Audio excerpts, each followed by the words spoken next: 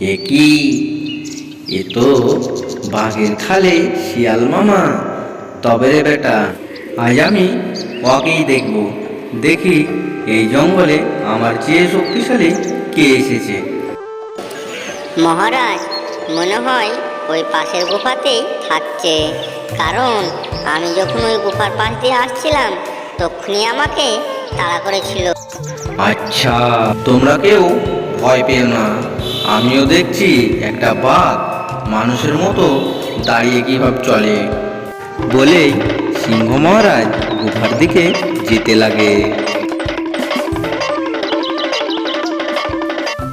আর রাত নেমে আসতেই সিংহ মহারাজ একটা গাছের পিছনে লুকিয়ে পড়ে। আর তখনই সিংহ মহারাজ দেখে আশেপাশের জঙ্গলগুলা হাওয়াতে যেন লড়ছে। আর তখন সিংহ মহারাজ আরও ভালো করে লুকিয়ে পড়ে আর দেখে কে আসছে। এরপর বাঘটা জঙ্গল থেকে মানুষের মতো পায়ে হেঁটে বের হয়। আর তাই দেখে সিংহ মহারাজ অনেকটাই ভয় পেয়ে যায়। আর তখনই সিংহ মহারাজ পিছন ঘুরে দৌড়ে পালিয়ে যায়।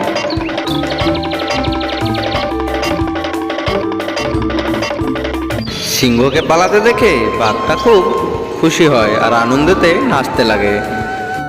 আর পরের দিন সকালে সকল পশুরা এসে সিংহ মহারাজকে জিজ্ঞাসা করে, মহারাজ, তুমি কি ওই জানোয়ারটাকে দেখেছো? হ্যাঁ, আমি ওই জানোয়ারটাকে দেখেছি। তোমরা সত্যি বলছিলে জানোয়ারটা দেখতে খুবই ভয়ঙ্কর। তাই আমি তোমাদের ভালোর জন্যই বলছি, রাত হলেই তোমরা কেউ বাড়ি থেকে বের হয়ে না।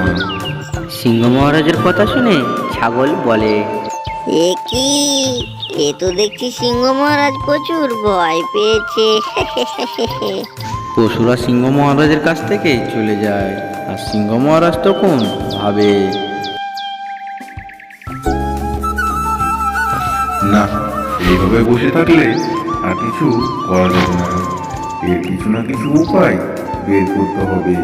না, যাই তো একবার উপর কাছে গিয়ে ভালো করে দেখি ব্যাপারটা কি।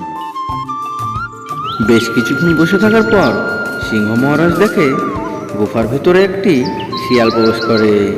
আর সিংহ মহারাজ তখন তার পিছু পিছু গুফার ভিতরে যায়। আর গিয়েই দেখে, এ কি? এ তো বাঘের খালে শিয়াল মামা। তবে রে বেটা, এখন তোকে কিছু বলবো না, কাল তোকে দেখাচ্ছি মজা।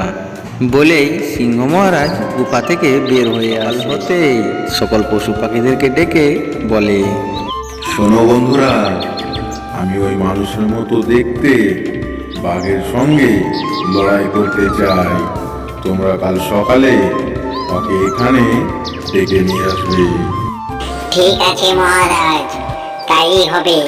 কাল সকালে ওকে ডেকে নিয়ে আসবো। সকাল হতেই সিংহ মহারাজের পিছনে সকল পশু পাখিরা দাঁড়িয়ে আছে। আর তখনই মানুষের মতো দেখতে বাঘটা চলে আসে। আর জঙ্গলের পশু পাখিরা সব এদিক ওদিক দৌড়াদৌড়ি করে। আর তখনই সিংহ মহারাজ বলে, দাঁড়াও, একে দেখে কাউকে ভয় পাওয়া দরকার নেই। একে তো আমি নিজেই দেখে নিচ্ছি। এরপর সিংহ মহারাজ তার উপরে ঝাঁপিয়ে পড়ে।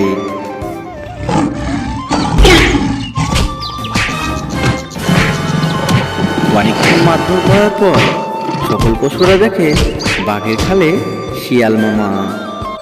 আর অনেক মারধর খাওয়ার পর শিয়াল তখন জঙ্গল ছেড়ে চলে যায়।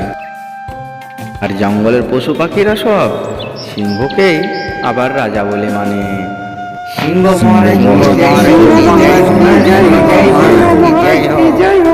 তো বন্ধুরা, এর জন্যই বলে অতি চালাকের গলায় দড়ি। এর জন্যই বলি অতি চালাক হওয়া ভালো না।